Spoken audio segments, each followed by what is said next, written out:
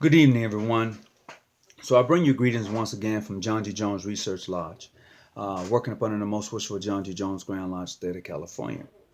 All right, so I was talking with a brother today, and he posed this to me. He said, "What is worse than doing evil? What is worse than doing evil, Brother Hawkins?" And I was like, "Wow."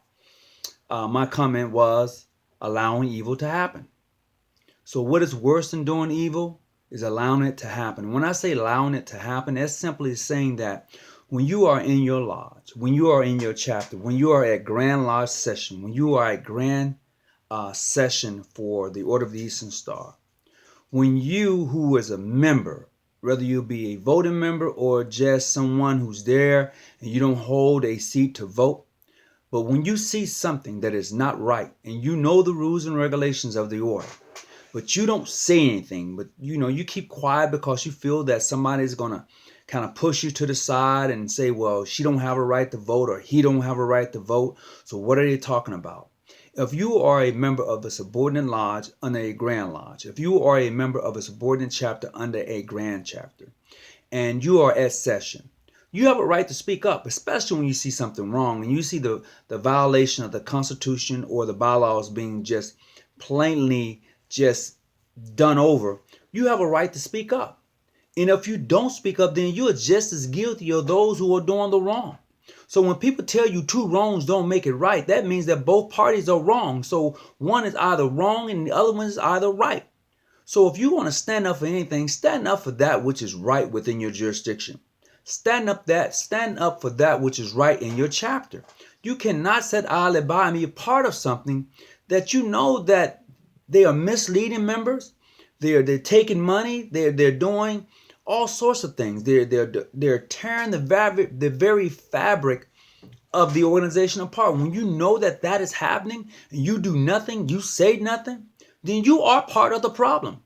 You are the issue. But I'll tell you this, if you're able to muster up guts enough to stand up, not only to the leaders in the organization, but just to stand up and say, look, this is not right. This goes against everything that we have talked about. When brothers and sisters are being put out and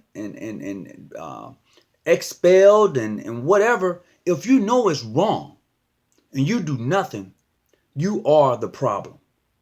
You are the issue at hand. So I want to commend any brother, any sister who takes the balls and the galls enough to get up and say, this is not right. Read your Constitution, read your bylaws, and you will find that it's not right.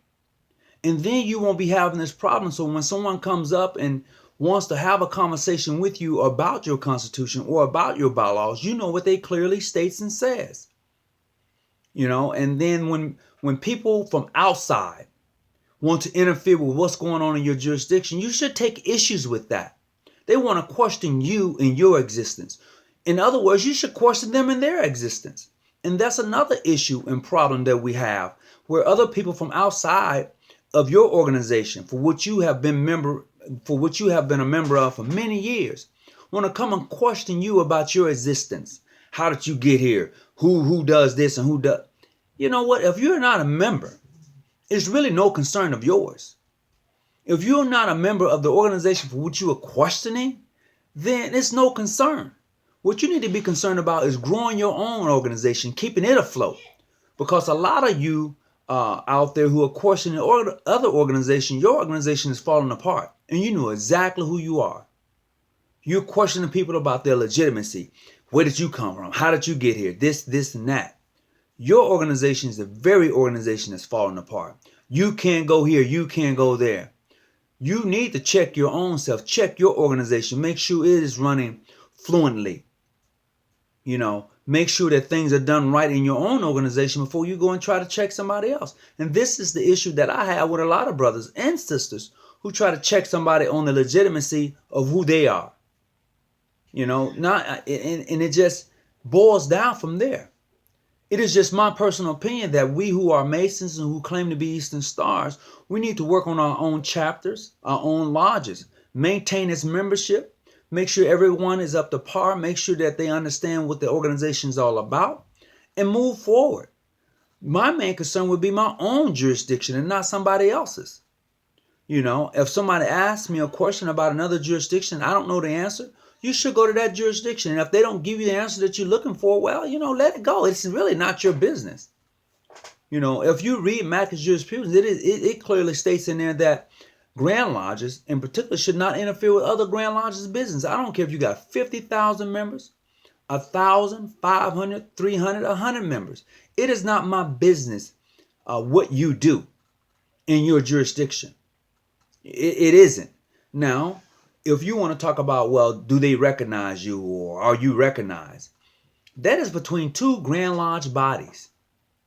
When they decide to come together and say we will have amity with you, we will recognize you, that's between them.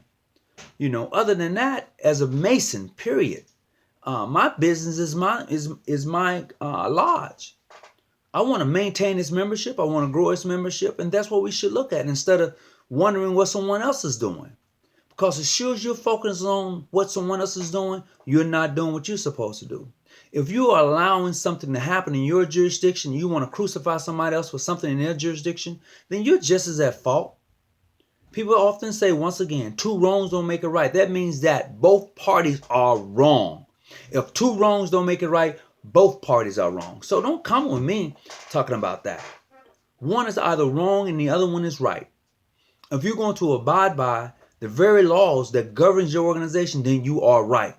If you're going to corrupt those laws, if you're going to change those laws without the proper protocol of changing anything, then you are wrong. Period. So, as I close, I hope you got something from this tangible message today, and I hope that we all continue to grow our organizations. I hope we all continue to spread that brotherly love, relief, and truth, and whispering good counsels in our brothers and sisters' ear. And I hope that whenever we cross paths, that we will always have respect for the next man, the next woman. So until we meet again, as I say, always stay out the bushes and definitely keep your light on. I'm out.